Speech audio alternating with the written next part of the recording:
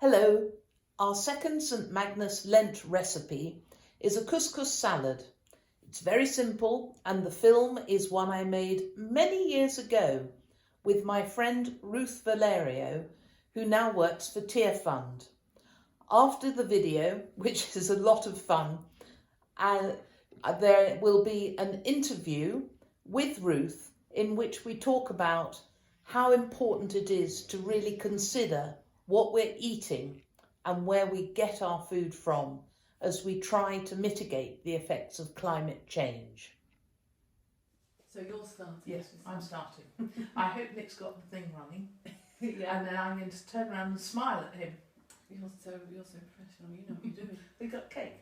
No, No. Okay. Hello, I'm Rosemary.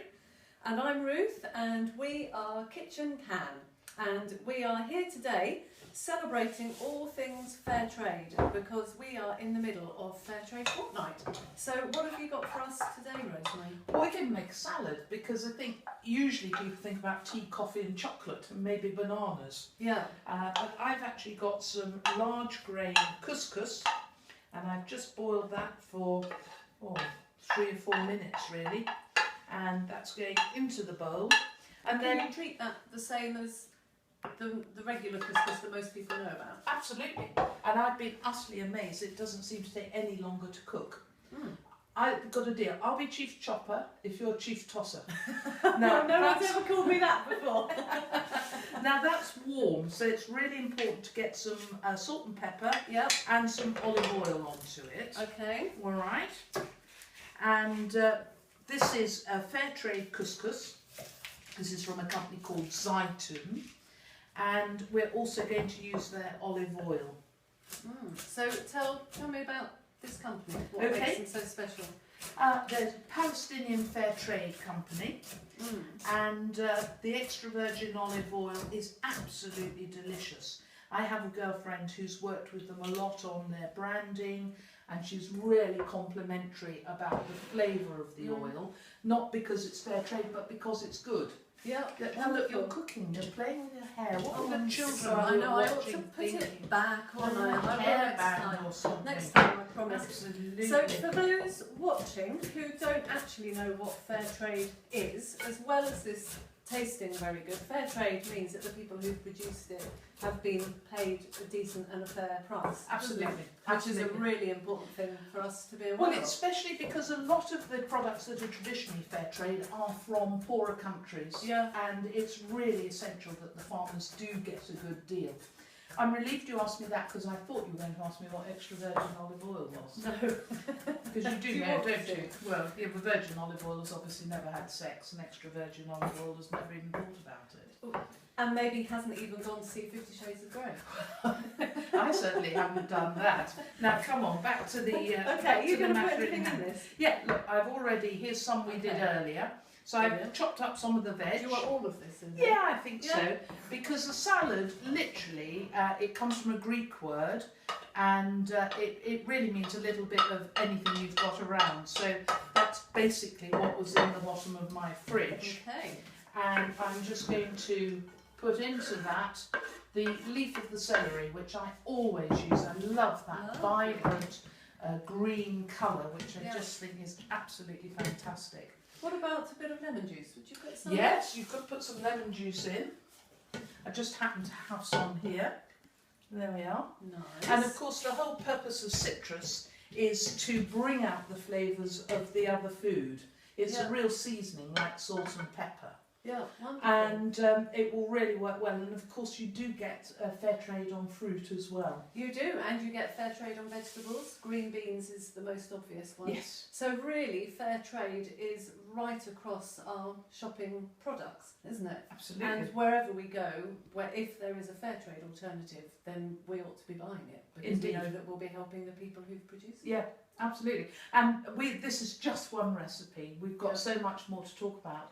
And we also have a podcast about this. So again, the links will all be on there. Yeah. And so let's tuck into the salad. Now I just Lovely. need a knife. Keep talking to them, Ruth. Keep talking. Okay, and Yes, that will do. And and-ums can last a really long time. I'm very good at and-ums, But you know, salad, just any seasonal thing in there. And I've put some currants in as well, just to give it a little bit more texture. Lovely. I'm sorry you can't taste this, but it's very nice. And No lovely. double dipping. Oh. The rest is for me. Oh dear. Lovely to See have you a next salad in time. winter. Okay. So, Dr. Ruth Valerio, I was young. You must have been an infant when we made that video. It was great fun. It's so lovely to see you again.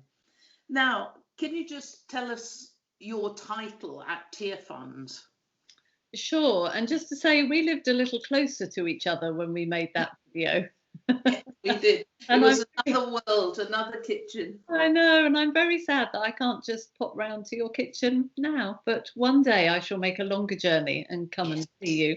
Yeah. So I'm Global Advocacy and Influencing Director at Tearfund, which is probably way too long to explain everything that involves, but it basically is overseeing a group that's comprised of a number of different teams that are focused on advocating to governments and global institutions and influencing the church both in the UK and around the world around theology, particularly theology to do with helping churches get involved with their communities and respond to the issues of poverty.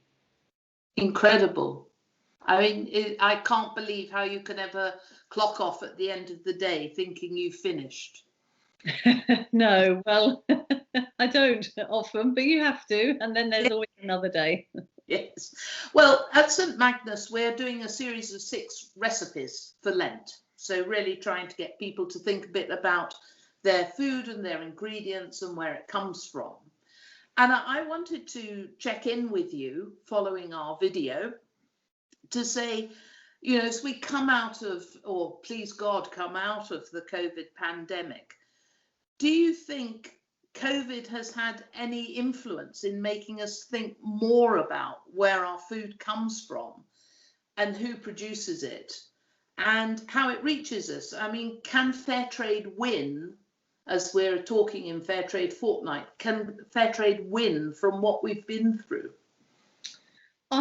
I think there's a whole fascinating mix that's going on here through the pandemic. So I think on the one hand, the pandemic has really reinforced to us how interconnected we are. And we know that a virus that starts the other side of the world will then eventually impact us and cause everything that we've been experiencing.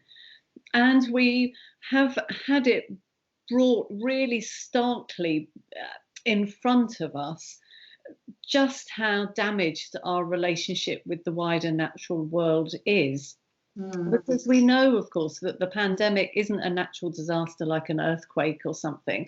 The pandemic is, sadly, is a disaster of our own making through the way that we've treated the natural world, through things like deforestation and the illegal trafficking of animals through wet markets and so on.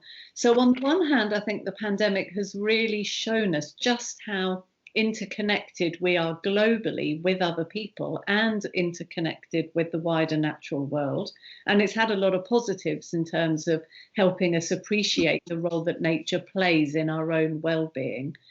But I also think in some senses, it's caused us to become a lot more insular and more locally focused. And so we're much more concerned now around what's going on in our own local community. And I think to some extent has caused us to lose our global focus and awareness of what's happening with our global neighbours. How are they being impacted? And of course, fair trade is around us being concerned and caring for the impact that our choices here have on other people, have on the producers of our food. So I think it's really a mixed bag, and there is a challenge to us. Yes, our local community is so important, but there's a challenge to us to lift up our eyes and also be concerned for our global neighbours. Yeah, I think what you've said is absolutely true. We have an incredibly active and effective fair trade group in Orkney. They do absolutely wonderful things, and they're so creative in thinking about how to really make an impact with Fair Trade Fortnight, especially this year. But I've been into the town shopping today, and I found it quite difficult to buy Zaytun stuff. And I try and buy fair trade spices when I can. And I noticed on the online website that I use, a lot of the fair trade stuff was out of stock.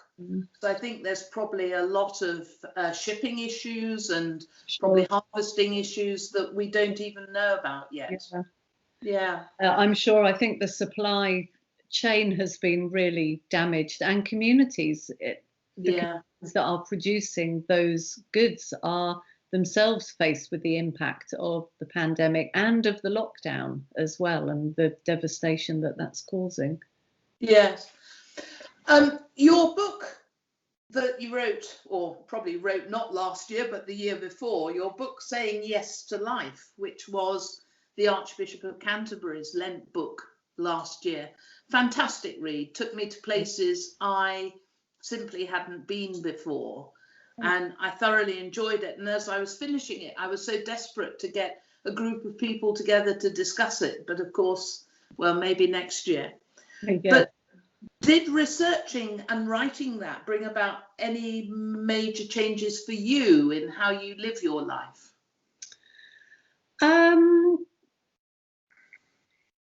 Possibly not in actually how I live my life, because I'm probably at the point where there's not much more that I can be doing in my current circumstances and situations. Probably the other major big thing I could do would be if I could get away from gas heating and water, though I've got that with electricity with solar panels. But from the pandemic perspective, the flying has really shifted in me. I've known that's something I've needed to tackle and have been reducing that significantly over recent years. But the pandemic has been really good in showing me and others that actually I don't need to fly in order to speak somewhere. I really can do things virtually, which has been great. Yes. And some of the things that although it might not have impacted me in terms of my living so much, other than just strengthening my resolve to keep doing what I'm doing and always be trying to find more, I think where it really impacted me was in the biblical reflection, which is based on the creation narrative in Genesis 1. And then I look at each thing that's created on that day and trace where it comes through in the rest of the scriptures. So where do trees appear in the scriptures? What about other creatures, birds and light and water? And it just showed me again how the Bible is absolutely full of references to the wider natural world. So we think of the Bible as something that is predominantly a story about God's relationship with human beings, with people, and that is there centrally. But we can miss all the other references to the wider natural world that's there, and how important the whole creation is to the story of salvation. And that's something that I really loved exploring and learning about more. Yeah, I think the whole flight and visiting people thing is going to be very interesting, especially for somebody in a role like yours. But in a much more humble way. I remember being in India and visiting a monastery that hadn't yet built its chapel. It was so new, but it was growing cardamoms. And, going with them around and saying, oh, I'm sorry if we're taking you away from what you should be doing. And them saying, but you cared enough to come and see. Yeah. That phrase has always stayed with me. That's beautiful. Yeah. I haven't reached the place of saying we should never fly anywhere. But I've reached a place of saying we should fly significantly less than we've got used to flying. And when we do, may it be a treat. If we're going to use those carbon emissions, let's use them well and do something that really benefits, yes, ourselves through our own experience, but also benefits the place that we go to and helps in some way. So when we're going to use those carbon credits, use them wisely and don't use them too often. Yeah, well, we're researching inter-island planes flying on renewable energy, and if you come visit us, it's a wonderful train journey, let me tell you. That's how I'm planning to do it. Jolly good. Now, just before we stop, I want to just mention to you about the recent Tearfund report that came out, I think, in the last 10 days or so. Yeah. That has shown us that young people don't think that we, as, let's face it, usually aging church congregations, are doing enough to help mitigate the effects of climate change. Can you kind of summarize for us? Yeah, we did this joint research with an organisation called Youthscape. So Tearfund works with some of the poorest communities around the world, and we've been working on climate for about 3 decades now because of hearing from our partners the terrible impacts that climate is having on them. At the same time, we're hearing from the young people in our churches that their churches aren't doing enough to tackle the climate crisis. And we know that this year is a really, really important year. Yeah. Glasgow talks coming up at the end. So we wanted to have a look at, is what we're hearing anecdotally, is that actually backed up by any evidence? We believe that the church and young people should be totally at the forefront of fighting climate change. And so we want to help equip and mobilise churches and young people in our churches. And the survey came back with the two staggering stats that 9 out of 10 Christian teenagers who were surveyed said they were concerned about climate change, and yet just 1 in 10 believed that their church was doing enough to respond to the climate crisis. Now, there were some other stats that showed that a lot of churches are doing something. So it's not to say that churches aren't doing anything at all. And I know my experience over the last however many years, I've really seen the church pick this up much more. But there is still a lot more as churches that we could be doing to be engaged with this issue. And off the back of the research, we launched something called the Climate Emergency Toolkit, which is a resource for churches to use this year as we prepare for the climate change for the UN talks. It's a resource for us to help us engage with the climate crisis through this year. Yeah. I mean, I know that there are several churches in Kirkwall who have really taken on, like, the Arosha Eco Church Challenge and whatnot.